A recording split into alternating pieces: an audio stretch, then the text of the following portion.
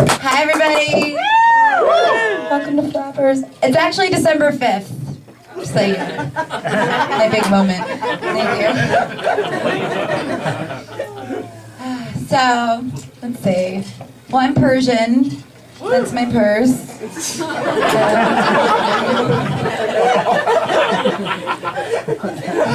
So, this may shock some of you, but I'm not a natural blonde. I actually just got my roots done, thank God. I always know it's time to get them done when complete strangers come up to me and start speaking Russian. Time.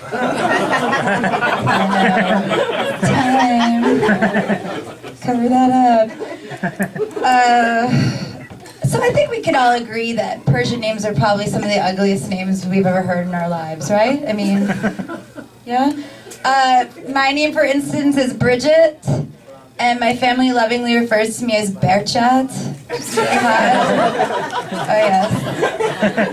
And then in my immediate family, we have my aunt Noserat. Strong name. Got my uncle Asadallah. And then my poor cousin, his name's Mansour. Troll names. Awful. Oh, and my grandmother, her name is Mama Berserk Fatwa Jihad Kaboom Hosseini.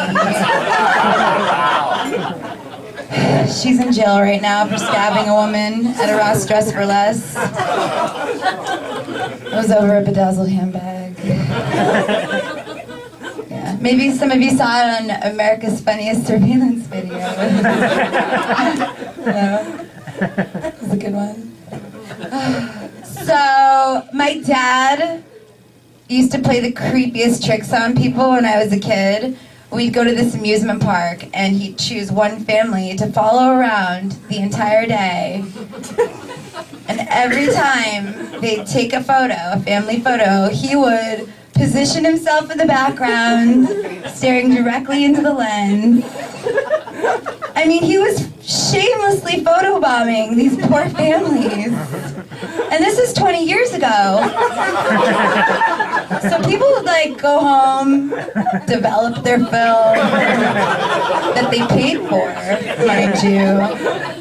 And I could just imagine them just going through their photos, just being like, oh my God, who's that creepy guy? And them just becoming frightened as they go through more. Was he following us the entire time? I think my dad was responsible for the rise in home alarm system sales in the 1980s. Single-handedly. My dad. So my ex got married recently. Yeah! Awesome. He married trash. He got married in a pink shirt and flip-flops because she lets him be who he really is. I would love to paint a picture. I'm going to paint a picture of him for you. He was from Jersey. Woo. He was a karaoke DJ, which means he makes $1 a song. He had the physique of a laundry bag. But I loved the way he would grow his chest hair into the shape of a vest. That really did it for me. He used to talk ghetto when he was high, which was most of the time. And I remember one time I was actually sleeping and I heard him yell, "That's how you do it, son!" That totally woke me up. I got so excited because I thought he'd actually done something. And all he had done was put a slice of pizza in the microwave. Like, yes, Steve, that's how you do that. So, do any of you ever look at the person you're sleeping next to and think to yourself, oh my God, you even sleep like an asshole?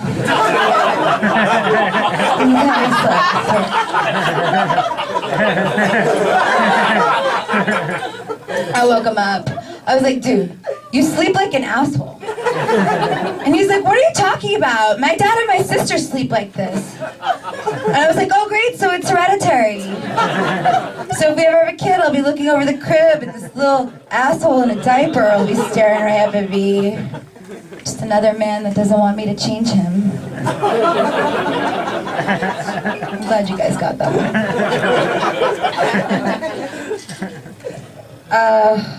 I think in LA, women, particularly, we go through this phase where we wish we were lesbian. I know I have. And there's always that guy in front of yours standing by with a DV cam, ready to nurture that need of yours, telling you, you should do it. I'll film it. Yeah, be great. The only girl I've ever enjoyed making out with was Asian. And I don't even think that was like kissing a woman. Because Asian women are like mythical creatures. She was like kissing a Pikachu. So cute. Yeah, so I've tried to be lesbian. I've really tried. I've lit candles. I moved to Long Beach for a while. I rented a ton of Jodie Foster movies. Has anyone seen the movie with Jodie Foster and the very sensitive Mel Gibson called The Beaver? Does anyone know this movie? Oh my god, it's amazing. Okay, it's about a man that communicates with the rest of the world by sticking his hand up through a fuzzy beaver puppet to talk to people.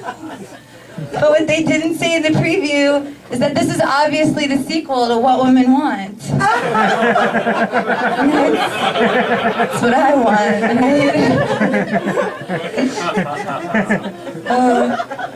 You know, when you think about like Mel Gibson, he's never really like done a bad movie.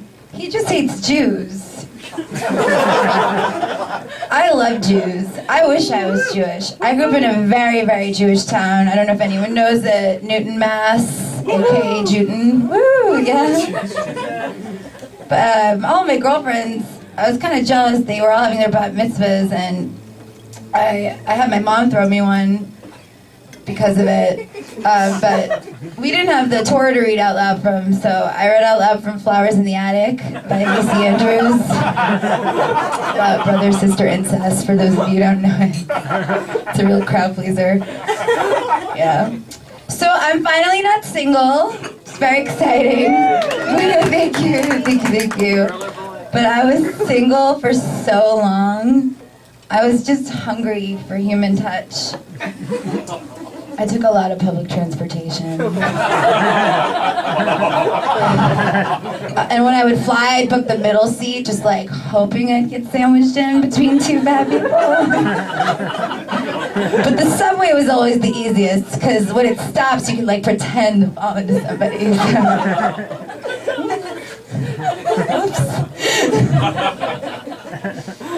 Oh yeah, so, I found out though that this is illegal. It's called fraudage, which means that you rubbed up against someone without their consent. I mean, I still do it. I just do it in dark places, like comedy clubs. So yeah, I'm finally not single. We got together, it was kind of weird. My girlfriend gave this guy my phone number. Just made me feel awkward. And he called me, and I swear, not within like 5 minutes, he was like, oh, you sound really hot. And I was like, really? You can tell that over the phone? Because you sound kind of cross-eyed. He wasn't cross-eyed. We did have a little argument recently, though. He was like, he was mad at me. Well, he wants to use 2 forms of birth control, and the pill makes me crazy. So, and I told him, I was like, listen, I'm willing to do a diaphragm, but it's expensive. You have to go to the doctor, you have to get fitted for one. And he was like, well, why don't you do that instead of getting a new pair of pants? He was talking about these pants, actually. And I was like, because the gyno doesn't take my Gap card, Adam. That's why. That wasn't like a real fight. Now, my old boss and his wife that ran the restaurant I used to work at, they hated each other.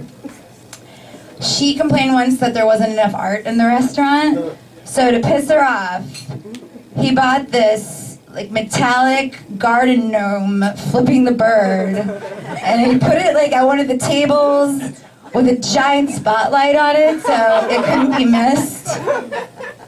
Now oddly that table didn't see a lot of proposals, but that was nothing compared to at table 16 there was this, at eye level, there's this ceramic statue of a man with this enormous erection. And, you know, at the right angle, it would obstruct the view of the person you were dining with. Now that table saw tons of proposals. This is how the reservation went. It was like, yeah, I'm gonna propose to my lady tonight. Give me the table with a dick in your face. Awesome. All right, so I'm gonna end with my favorite thing in the world, which is Craigslist misconnections. Okay? This one's gonna be woman for woman. Oh, you're gonna love it, I promise. It'll be like the best part of this whole experience. Okay. Got it right here. Okay, you ready? Hey. We met back in April. You were with some male friend, and I was on my 15-minute break. You stopped me and asked where Express was. I said no. I told you I had to go back into Macy's. My job. I've been thinking about you since then. Hoping you'd come back to the Del Amo Mall. Remember me? I had on all black, light olive skin, and long black curly hair. Come visit me back in Torrance. Don't forget, I work in the smaller Macy's in Del Amo. There's 3 Macy's. I work in the one that used to be Robinson's May. Thank you so much, everyone. I'm Bridget Eftekhar.